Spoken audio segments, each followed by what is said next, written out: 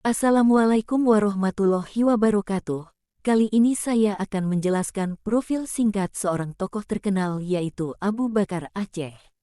Cendekiawan terkenal dari Aceh dan penulis buku-buku keagamaan, filsafat, serta kebudayaan. Tambahan Aceh di belakang namanya merupakan pemberian Presiden Soekarno yang mengagumi wawasan keilmuan putra Aceh ini. Ensiklopedia Berjalan adalah sebutan teman-temannya tentang wawasan pengetahuannya yang luas. Lahir pada tanggal 18 April tahun 1909 di Peremel, Aceh Barat. Dari pasangan ulama, yaitu Tengku Haji Syekh Abdurrahman dan Tengku Hajah Naim. Sejak kecil belajar di beberapa dayah terkenal di Aceh, di antaranya di dayah Tengku Haji Abdussalam Meraksa, dan di Duyuh Manyang Tuanku Raja Kemala di Pelanggahan di Kutaraja, Banda Aceh. La juga belajar di Volkschool di Melaboh, dan di Quick School Islamiyah di Sumatera Barat. La kemudian pindah ke Yogyakarta dan Jakarta. Ia menguasai bahasa Jepang, Belanda, Inggris, dan sebagian bahasa Prancis serta Arab. Di masa mudanya aktif di sejumlah organisasi kemasyarakatan dan partai politik. Pada 1923 ia aktif di Sarekat Islam di Aceh Barat, kemudian di Muhammadiyah pada 1924, dan di Partai Masyumi sejak 1946.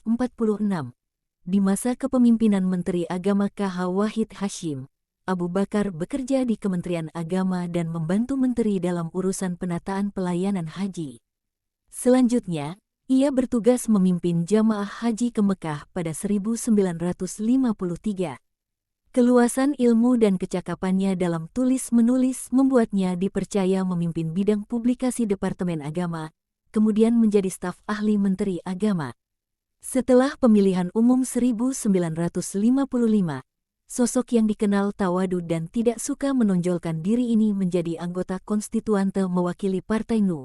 Setelah KH Wahid Hasyim wafat pada tanggal 18 April tahun 1953, Abu Bakar menulis biografi dan pemikirannya, yaitu Sejarah KH Wahid Hasyim dan Kurungan Tersiar. Magnum opus ini terdiri dari 975 halaman. Terbit pada 1957, khusus untuk memperingati 4 tahun wafatnya Kiai Wahid. Isinya mengupas asal-usul pesantren, cerita Wali Songo, hingga kiprah dan karya-karya dari putra Hadratusi Syekh ini yang tersebar di beberapa tempat.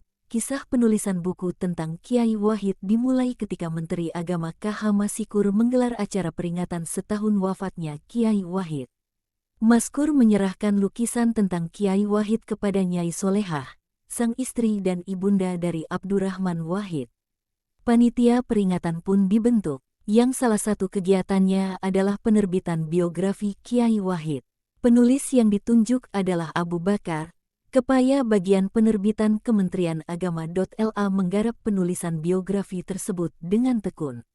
Bekerja siang dan malam, menghubungi keluarga dan kerabat Kiai Wahid, hingga mengumpulkan foto-foto dan tulisan-tulisan yang pernah dimuat di media massa.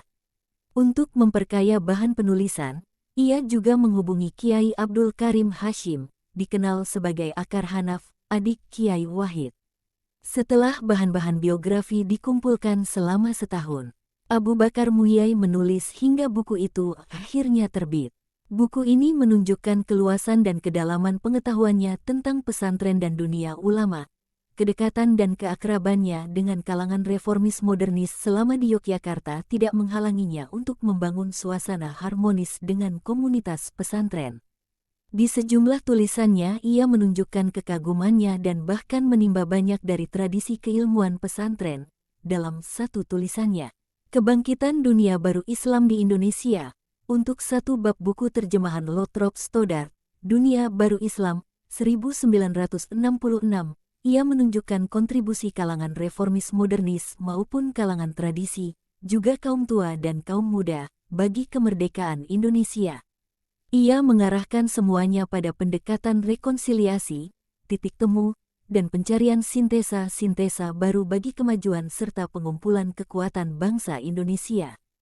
Ia memang berbeda dengan sejumlah sarjana Indonesia didikan Amerika, Eropa, maupun Australia. yang selalu mencari titik lemah pada komunitas pesantren dan bangsa, bahkan justru menonjolkan titik-titik pertengkaran di antara berbagai komponen bangsa. Karya-karya lainnya dari Abu Bakar Aceh adalah Sejarah Al-Quran, Teknik Khutbah, Sejarah Ka'bah, Perjuangan Wanita Islam, Kemerdekaan Beragama, Sejarah Masjid, Pengantar Sejarah Sufi dan Tasawuf, Pengantar Ilmu Tarikat, dan Perbandingan Mazhab Ahlussunnah wal Jamaah. Ia juga menerjemahkan beberapa karya penulis-penulis Eropa dan Orientalis tentang sejarah Aceh ke dalam bahasa Indonesia. Ia menulis buku pelajaran dalam bahasa Aceh untuk sekolah-sekolah Aceh masa kolonial, seperti Mutia dan LW Subohnang, serta membantu penyusunan Kamus Aceh, Groot Aceh's Woordenboek, yang dibuat oleh Hussein Djajadiningrat. Abu Bakar Aceh wafat pada tanggal 18 Desember tahun 1979 di Jakarta. Ia dimakamkan di Pemakaman Karet, Jakarta. Mungkin hanya itu profil singkat dari Abu Bakar Aceh. Semoga bermanfaat dan jangan lupa like, komen, dan subscribe. Wassalamualaikum warahmatullahi wabarakatuh.